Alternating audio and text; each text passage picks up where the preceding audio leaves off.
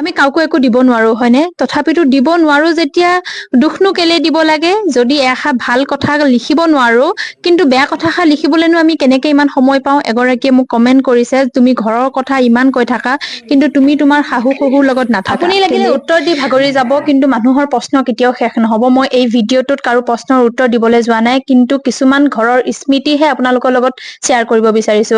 যেতিয়া মোৰ মানুহজন শ্ৰীনগৰত আছিলে, এসপ্তাহ 10 দিনলৈকে ফোনে কৰিব পৰা নাছিল। তেতিয়াতো কোনো সোধা নাছিল যে তোৰ সেই গাঁৱৰ সহজ সৰল বুঢ়া বুঢ়ী বুলিয়ে ক'ব লাগিব মই, তেওঁলোকে কোনোদিন বজাৰে সমাই গৈ নোপোৱা, মই সেই এবছৰীয়া পোৱালিটো লৈ মই কেনেকে আছিলো, মই কেনেকে ঘৰখন চলিছিলো, কোনোতো মোক সোধাহি নাছিলে।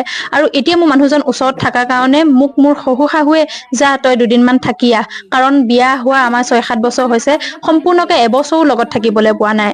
সেনেকুৱা দুখ বিলাকত নুবুজে যদি মানুহক দুখো দিবলৈ নাহিব, গম পাইছেনে? যদি ভাল কথা এটা লিখিব নোৱাৰে